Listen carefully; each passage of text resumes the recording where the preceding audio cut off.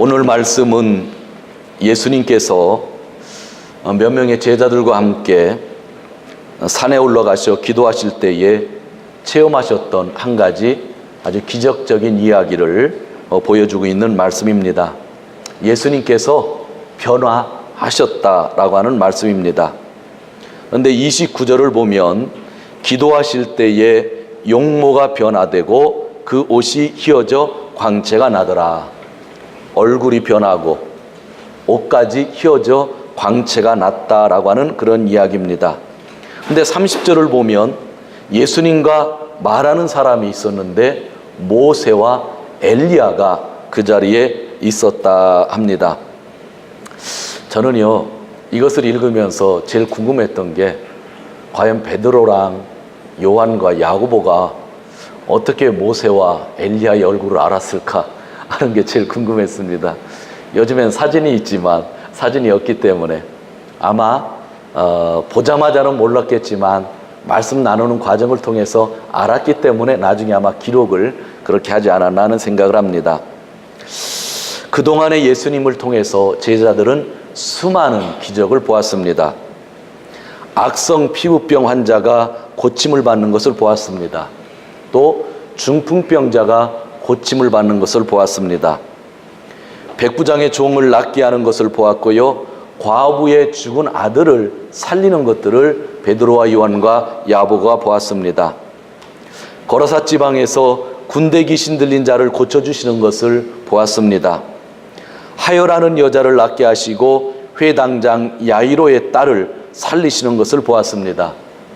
그리고 설교 중에 우리가 언급은 하지 않았지만 5,000명을 먹이시는 그 기적까지 얼마 전에 제자들이 보게 되었습니다. 그러나 오늘의 체험은 그런 기적과는 비교할 수도 없는 신비 중의 신비입니다. 왜냐하면 예수님의 얼굴이 변하였고 그의 옷이 하얗게 빛이 났고 신앙의 조상 중에서 가장 존경하는 모세와 엘리야가 나타났기 때문입니다. 신말로 얘기하면 지금 하늘과 땅이 연결된 겁니다. 시공간의 개념이 없어진 거라고 여러분들이 보면 되는 것입니다. 이 신비적인 사건을 통해서 오늘 우리는 이 아침에 무엇을 배울 수 있을까요? 먼저 28절 다시 한번 읽도록 하겠습니다. 28절 이 말씀을 하신 후 8일쯤 되어 예수께서 베드로와 요한과 야고보를 데리시고 기도하시러 산에 올라가사. 이 말씀을 하신 후에 라고 하는 것이 중요합니다. 이 구절에서 이 말씀은 무엇인가 앞에 나오는 거죠. 예수님께서 세상 사람들이 나를 누구냐라고 하니까 제자들이 이야기하죠. 어떤 사람은 선지자라고 합니다. 그렇게 얘기를 하죠. 그때 예수님이 너희는 나를 누구라 하느냐 했을 때에 베드로가 이야기합니다. 하나님의 그리스도입니다. 즉 하나님의 아들이고 그리스도라고 하는 이야기를 하죠. 그 뒤에 예수님께서 제자들에게 말씀하시죠. 내가 곧 예루살렘에 가면 고난을 받게 되는데 또 죽게 되는데 또 3일 만에 부활하게 될 것이다 말씀하시면서 23절에서 아무든지 나를 따라오려거든 자기를 부인하고 날마다 제 십자가를 지고 나를 쫓을 것이다 그렇게 말씀하신 다음에 27절에서 내가 참으로 너에게 이르노니 여기 섰는 사람 중에 죽기 전에 하나님의 나라를 볼 자들도 있느니라. 죽기 전에 하나님의 나라를 볼 자들도 있느니라 하신 다음에 약 8일 후에 예수님이 기도하러 올라가셨다고 하는 겁니다. 그러므로 오늘 본문은 예수님의 죽음과 부활을 말씀하신 후 너희가 죽기 전에 하나님의 나라를 보게 될 것이라는 말씀 위에 이루어지고 있는 것을 보게 되는 것입니다. 그러니까 오늘 기적은요, 하나님 나라를 맛보고 있다고 하는 이야기입니다. 그래서 그 말씀 8일 후에라고 한 거죠. 하늘과 땅이 연결되었다고 그러죠. 하늘에 있어야 될 모세와 엘리야가 그 자리에 있고 하늘나라에 가야 그렇게 변화되는 그 모습이 지금 예수님이 변모되어서 있다고 하는 것. 바로 그것은 단순한 기적이 아니라 바로 하나님 나라를 보여주고 있는 기적이라고 예수님께서 말씀하고 있는 것입니다. 지금 제자들은 산에서 하나님 나라의 능력을 체험하고 있는 것입니다. 산이라고 하는 것은 오늘 좀 특별한 장소인 것 같아요. 이스라엘을 가면 변화산이 어딘지 학자들이 좀 연구하고, 또 성지순례라고 하는 그 여행 코스로 들어가면 여기가 변화산입니다 라고 그렇게 알려주는 산이 있습니다. 근데 그게 맞는지 안 맞는지는 모르겠어요. 그러나 비슷하게 알려주기도 하죠. 그러나 성경에서 이야기하는 오늘 이 산은 특별한 것을 의미합니다. 특별한 장소이죠. 예수님이 특별한 시간을 내어서 특별한 장소에 12명의 제자들을 데리고 가신 것이 아니라 베드로와 요한과 야고보 3명만 데리고 올라가셨다고 이야기하는 것입니다. 저는 이 말씀을 준비하면서 생각해 보았습니다. 우리 신앙인들에게도 좀 특별한 시간, 특별한 장소가 필요하지 않나 하는 그런 생각을 했죠. 베드로와 요한과 야고보에게만 필요한 것이 아니라 오늘 우리에게도 필요하다. 그래서 3주 전부터 광고를 내듯이 9월 18일, 19일 날 우리가 기도를 하자고 하는 것은 특별한 시간에 특별한 장소에서 진짜 하나님을 만나고 싶은 거죠. 그래서 그러한 기도의 시간을 잡고 있는 것입니다. 우리는 어디서든지 하나님을 만납니다. 그러나 특별한 때와 특별한 경험이 필요하다는 것도 잘 알고 있습니다. 여러분, 신앙생활을 하면서 특별한 체험을 하신 분들이 있을 테고 특별한 체험을 하지 못하신 분들도 있을 것입니다. 체험을 했기 때문에 천국 가고 체험을 안 했기 때문에 천국을 못 간다고 하는 것은 없습니다. 마음으로 예수 그리스도를 믿으면, 그리고 우리가 입으로 시인하면 모두가 구원을 받는 거죠. 그것이 변하지 않는다고 하면, 체험이 없다 할지라도 우리는 이미 하늘나라에 갈 수 있는 믿음이 있게 되는 거죠. 그럼에도 불구하고 신앙생활을 하면서 특별한 체험을 한다고 하는 것은 하나의 축복이라고 우리는 그렇게 생각하고 있습니다. 그런데 언제 우리가 이러한 특별한 체험을 할 수 있을까요? 저도 학생 때부터 예수님을 믿었는데, 아니죠, 태어났을 때부터 부모님 따라서 교회를 간 게 된 거죠. 중학교 학생이 되었는데 학생 중에 일부 학생들이 뭔가 특별한 체험을 하고 그것을 얘기하는 것을 들었을 때에 얼마나 그 체험을 하고 싶었는지 몰라요. 죄송하지만 한 1년 동안 진짜 개인적으로 학생인데 매달렸던 적이 있습니다. 정확하게 1년 후에 고등학교 1학년 때에 그냥 특별한 체험을 하나 했는데 그게 큰 힘이 되었고, 또 이렇게 목회의 길을 걷는데 하나의 계기가 되었던 그러한 일도 되었습니다. 저는 성도님들에게 특별한 체험을 그렇게 강조하는 사람은 아닙니다. 그러나 하나님 앞에 특별한 체험을 한다고 하는 것은 신앙생활하는데 도움이 된다고 하는 그러한 이야기입니다. 그런데 언제 특별한 체험을 하게 될까요? 그것은 바로 기도할 때에 특별한 체험을 한다고 오늘 성경은 이야기하고 있습니다. 29절에 보면 분명히 그렇게 쓰여져 있습니다. 기도하실 때에, 예수님이 산에 가셔서 앉아 있을 때가 아니고 제자들이 기도할 때라고 하지 않았어요. 누가 기도할 때예요? 예수님이 기도할 때에 예수님이 특별한 체험을 했다고 그렇게 이야기를 하고 있는 겁니다. 성도 여러분, 진짜 기도 생활이라고 하는 것은 아주 중요합니다. 기도할 때만이 우리가 성령의 능력과 권능을 가지고 됩니다. 그리고 그 능력과 권능이 있을 때에 은사들을 체험하게 되는 것입니다. 여러분, 우리가 언제 병에서 자유함을 얻을 수 있을까요? 그것은 기도입니다. 언제 우리의 마음의 근심에서 우리가 그 해방받을 수 있을까요? 그것은 기도할 때입니다. 그런데 문제는, 저도 목사지만 신앙생활 중에 제일 어려운 게 기도입니다. 여러분, 성경은요, 읽다 보면 재미가 있어서 진짜 꿀처럼 달아서 푹 빠질 때가 있습니다. 근데 사람들이 의외로 기도가 중요한데 기도에 푹 빠지는 것들 경험하기가 그리 쉽지 않아요. 전도보다도 더 어려운 게 저는 어느 땐 기도라고 그렇게 생각을 합니다.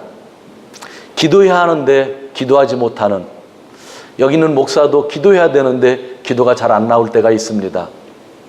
근데 제가 기도를 할 때 제일 관심을 갖고 기도하는 기도가 있습니다.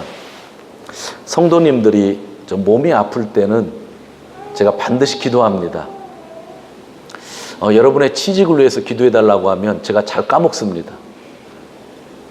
어제 어느 구역에서 구역 예배를 드리는데 그 구역에 자녀가 있어서 취직을 위해서 제가 기도했는데 그럴 때는 제가 기억내서 갑니다. 근데 평소에는 잘 기도가 안 나와요. 죄송하지만 저희 자녀들 취직 기도도 가끔밖에 안 나오는 것 같아요. 그런데 아픈 사람들은 늘 마음에 담고 기도하기를 원해요. 그런데 한 10수년 전에도 교회 성도님 중에 한 분이 그 뇌 때문에 쓰러지셔서 병원에 입원했는데 제가 성도님들 몇 분에게 전화를 해서 기도해달라고 기도를 하고 또 교회에서 기도를 하는데 1시간 기도하기가 참 힘들더라고요. 수술은 뇌수술이니까 4-5시간 수술을 하는데 그 시간에 제가 예배당에서 기도하기를 원하는데 진짜 1시간 기도하면 더 이상 할 게 없을 정도로, 그런데 마음은 더 기도하고 싶은데 기도가 잘 안 나오는 것을 이 목사가 경험했다고 하는 거죠. 그러니 여러분들 얼마나 기도가 힘들겠어요. 그런데 기도는 해야 되는데 기도가 1시간 오면 끝나더라. 그러다가 제가 생각해낸 방법이 있습니다. 병자들이 입원해서 수술 받을 때는 최소한 수술 시간만큼은 내가 눈을 뜨고라도 기도해야 되겠다 하다가 찾아낸 방법이 뭐냐면, 병자들이 병원에 입원해서 수술 받는다는 연락이 오면 제가 병원에 갑니다. 수술 시간 1시간 전에 가서 기도한 다음에 수술 끝날 때까지 병원에 있습니다. 가족이 있으면 가족이랑 이야기하고, 얘기다 지치면 또 눈 감고 기도하고, 성경보다 또 기도하고, 또 밥 먹고 기도하고, 수술 시간 끝날 때까지. 한 번은 심장 수술을 받는 분이었는데 10시간 이상, 어떤 아기가 심장 수술을 받는데 거기는 이제 12시간 이상 있었던 것 같아요. 그런데 눈을 뜨고 있어도 기도가 되는 거 있죠. 제가 터득한 방법은 내 스스로 기도하다는 것이 참 어려웠어요. 그런데 그분을 위해서는 반드시 생명과 관계된 것이니까 기도하고 싶어요. 그래서 찾아낸 방법이, 입원 환자가 있으면 수술할 때는 병실에 같이 있는다. 몇 년 전입니다. 휴가 때였어요. 8월에 대해서 한국에 가서 가족과 함께 휴가를 보내고 있는데 갑자기 일본에서 전화가 왔는데 어느 분이 수술을 받는다고 그래요. 그래서 제가 비행기 취소하면 좀 돈이 많이 들잖아요.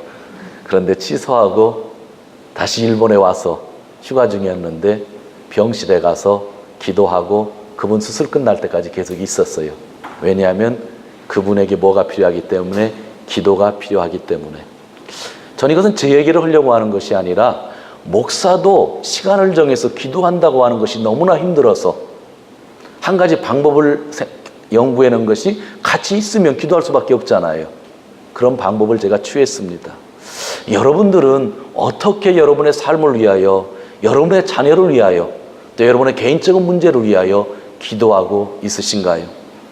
오늘 예수님이 그 능력을 체험하고 신비에 빠진 것도 기도하실 때였다고 한다면 오늘 우리에게 진짜 기도가 더 많이 필요하지 않을까요? 내가 잘 되고 싶고 건강하고 싶고 내가 축복을 받고 싶고 내 모든 병든 병이 나음을 입고 싶고 내 앞길이 열리고 싶은데 마음에 소원은 있는데 잘 기도가 되지 않죠. 예수님이 하신 말씀이잖아요. 같이 기도하자고 그랬더니 제자들이 잠을 잤잖아요. 겟세마네 동산에서. 그때 예수님이 하신 말씀, 마음은 원이로되 안 된다는 거죠. 여기서 기도하기 싫어하는 사람이 어디 있겠어요? 기도가 중요한지는 다 알고 있고 기도하면 하나님이 축복하신다는 거 모르는 분이 어디 있어요?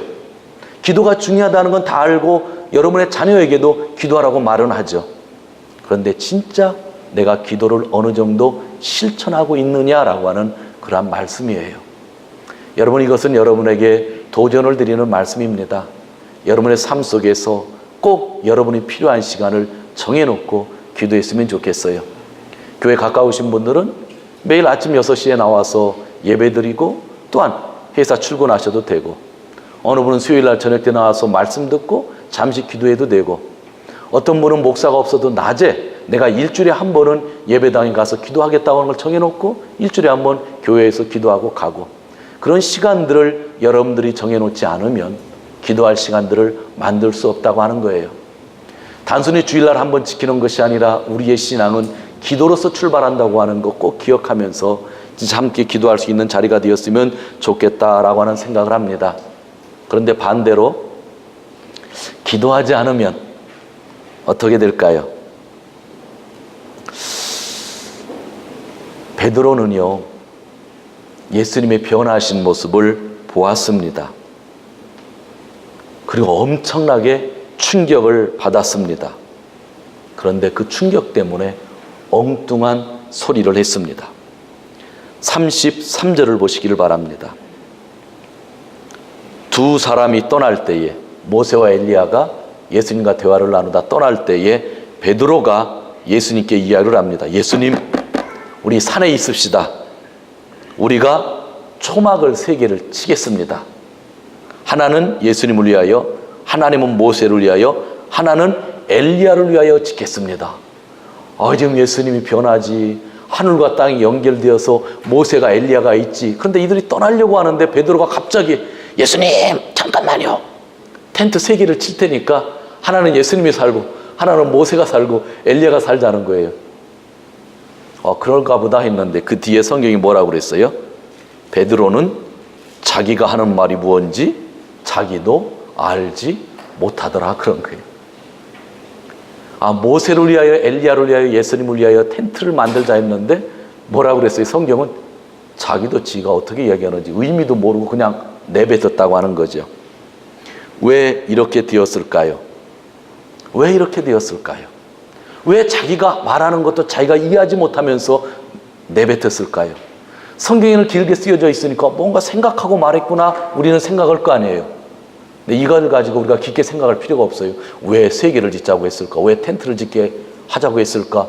저한테 질문하실 필요도 없어요. 왜냐하면 베드로도 그냥 나오는 대로 얘기했다고 그래요. 왜 나오는 대로 얘기를 했느냐? 32절에 답이 있습니다. 32절 같이 읽겠습니다. 베드로와 및 함께 있는 자들이 고나여 졸다가 아주 깨어 예수의 영광과 및 함께 선 2 사람을 보더니. 왜 그런 말을 했어요? 졸다가. 예수님은 기도하시는데 베드로는 기도하지 않고 꾹꾹꾹 졸다가 갑자기 예수님을 보고 모세 엘리야를 보니까 나온다는 말이 아무 성경적인 근거도 없는 얘기, 예수님이 기뻐하실 얘기도 아닌 그냥 중언부언하게 되었다고 하는 것. 여러분, 우리가 신앙생활 하다가요, 진짜 중요할 때에, 뭔가 중요한 것을 결정해야 될 때에 우리가 기도하지 않으면요, 중언부언하는 거예요. 중언부언해요. 기도하지 않으면요, 내가 이것을 건의합니다 하면서도요, 어떻게 돼요? 나중엔 자기가 왜 그런 건의했는지도 집에 가보면 내가 왜 오늘따라 그 얘기를 했지? 그런 얘기가 나와요. 여러분, 그런 실수 안 해보셨어요? 저도 해봤는데, 해석상 가서 그냥 아무 생각 없이 손 들고 했다가 집에 와서 내가 왜 그 얘기를 왜 했을까? 여러분, 직원회 때 건의해보시고 집에 가서 그런 후회해 보신 적 없으세요? 내가 왜 오늘 그 얘기 했을까? 왜요? 기도하지 않았기 때문에. 기도하지 않으면 내가 무슨 말 하는지 알지 못하더라 하는 것이 오늘 성경에 있는 이야기입니다. 사랑하는 성도 여러분, 신앙의 잠을 자지 않기를 바랍니다. 먼 이국 땅이니 대충 주일 성수만 하면 되겠지 하는 생각이 있다고 한다면 버려야 됩니다. 돈을 벌 때까지는 기도를 뒤로 해도 되겠지 하는 생각, 그런 나태함을 버려야만 합니다. 성도 여러분, 혹시 신앙의 잠을 자고 있지는 않습니까? 시간을 만들어서라도 주일 외의 시간, 또 여러분들이 개인적으로 회사에서도 괜찮으니까 꼭 기도할 수 있는 시간, 말씀을 읽는 시간들을 꼭 만들었으면 하는 생각이 간절합니다. 기도하지 않으면요, 내 행동이 왜 이렇게 됐는지 자기도 모르게 된다고 하는 것, 그것이 오늘 예수님이 저에게 주시는 말씀들입니다. 사랑하는 성도 여러분, 기도해야 될 때에 기도해야 됩니다. 이 세계는 지금 도처에서 엄청난 일들이 일어나고 있고, 지난주에도 영국에서 선거가 있어서 이유를 탈퇴하느냐, 그대로 남느냐는 문제를 가지고 이탈하는 것 때문에 지금 세계 경제가 대가 심각한 상황이 되지 않을까 걱정을 하고 있지 않습니까? 다른 나라에서 일어나는 일 같지만 사실 우리의 삶과 생활에 직결되는 문제들이잖아요. 그런 문제들을 가지고 우리가 기도할 수 있는 지혜가 필요하지 않나는 그런 생각을 합니다. 우리가 참 많이 변한 것 같아요. 그러지만 기도할 때에 주님 말씀 안에서 서게 된다고 하는 걸 다시 한번 깨닫게 됩니다. 우리 35절 우리 같이 읽도록 합니다. 35절입니다. 구름 속에 소리가 나서 가로되 이는 나의 아들 곧 택함을 받은 자니 너희는 저의 말을 들으라 하시고. 누구의 음성이죠? 하나님의 음성입니다. 구름은 하나님의 임재를 상징하죠. 출애굽 시대에 우리가 다 그것을 보았잖아요. 근데 구름 속에서 하나님의 소리가 들립니다. 하나님이 임재하셔서 목소리를 내어주셨습니다. 너희는 예수의 말을 들어라, 그렇게 말씀해 주셨습니다. 여러분 잘 생각하셔야 돼요. 8일 전에 무슨 일이 있었냐면, 제자들에게 너희는 나를 누구냐 했을 때에 베드로가 좋은 고백을 했잖아요. 근데 마가복음과 마태복음을 보면 예수님이 십자가에서 죽고 살아난다고 했을 때 베드로가 반대했어요, 찬성했어요? 반대를 했단 말이죠. 반대를 했는데 그 이후 8일 후에 산에 올라오게 하신 다음에 하늘에서 하나님의 말씀이 들리면서 베드로와 요한과 야곱에게 뭐라고 그랬어요? 너희는 예수님의 말을, 예수의 말을 들어야 된다고 그랬죠. 8일 전에 베드로는, 그 제자들은 예수님의 말을 그대로 들었어요, 안 들었어요? 안 들었어요. 하나님의 아들인 줄은 알았지만 고난받고 죽는다고 하는 것은 반대했다고 하는 거죠. 그런데 그들이 지금 꼼짝할 수가 없어요. 왜냐하면 산 위에서 하나님 나라를 경험하면서 하나님이 직접 말씀해 주신 거죠. 예수의 말을 들어야 된다. 그가 고난받아 죽는다고 하는 말, 3일 후에 다시 산다고 하는 말, 너희가 들어야 된다. 내가 목숨을 내어 놓아야만 산다. 예수 그리스도가 얼마 전에 말했지 않느냐? 그 말을 들어야 된다 하는 것이 오늘 하나님의 음성이라고 하는 그러한 이야기입니다. 그래서 이 하나님의 음성이 우리에게 중요합니다.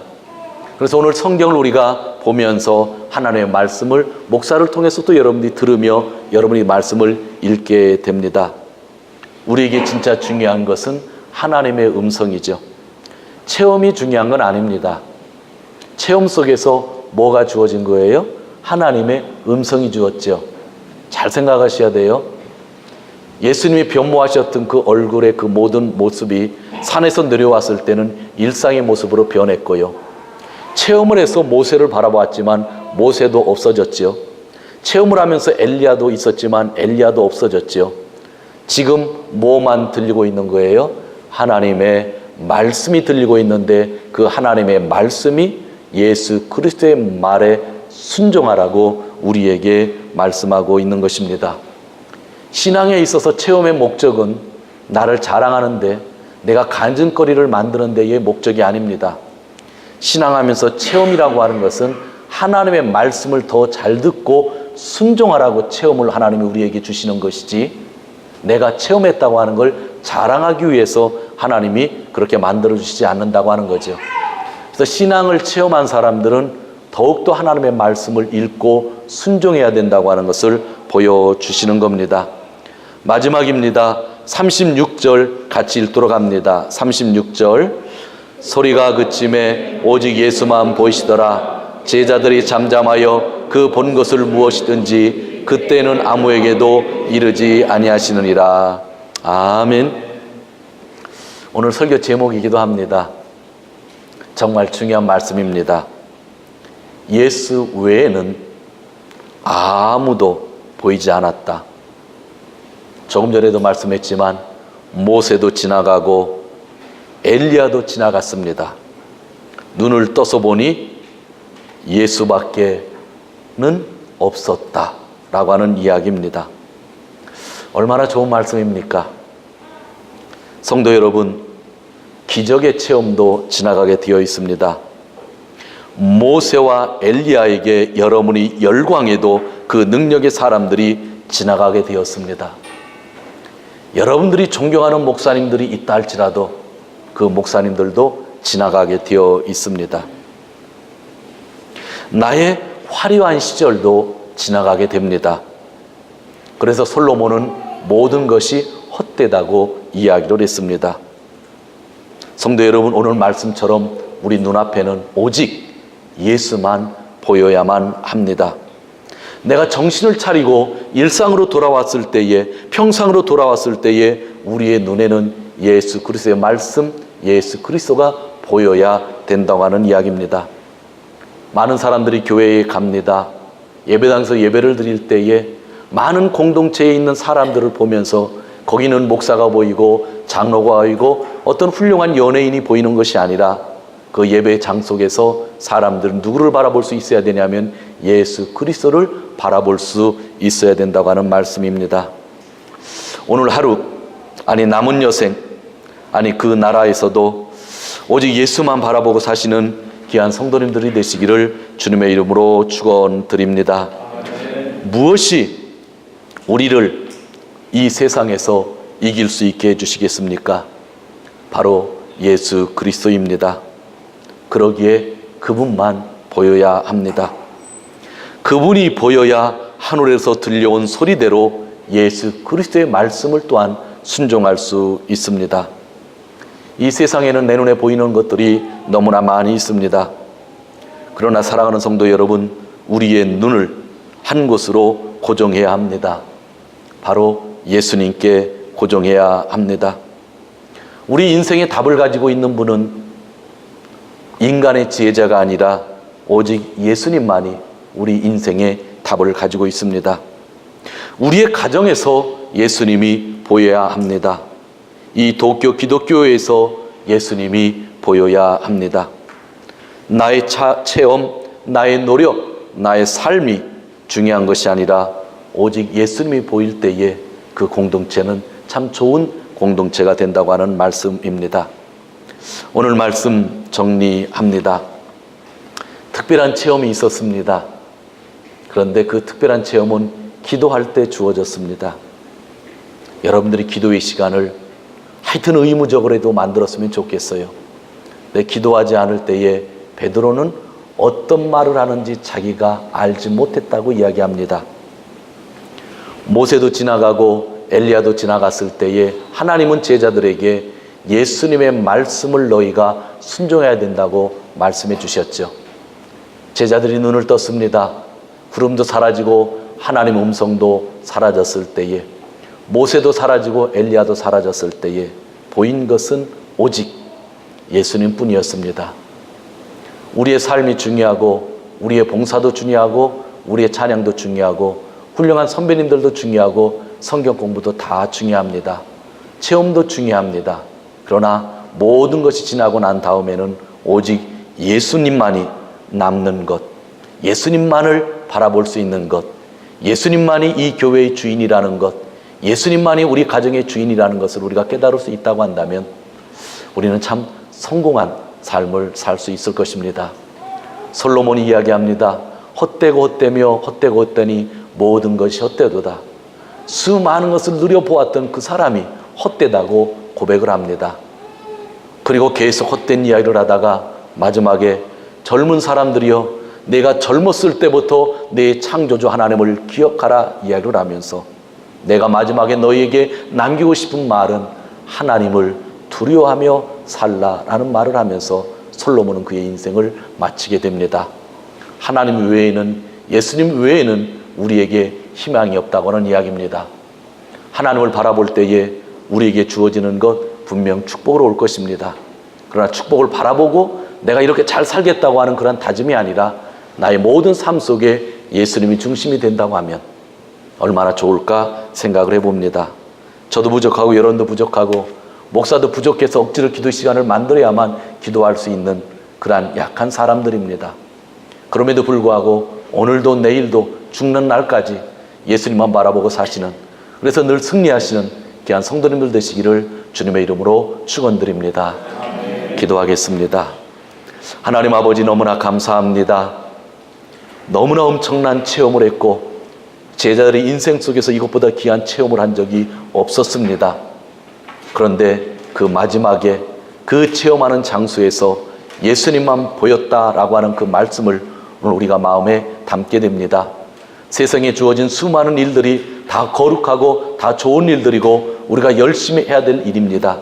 그러나 한 가지 잊지 않도록 저희를 함께하여 주시옵소서.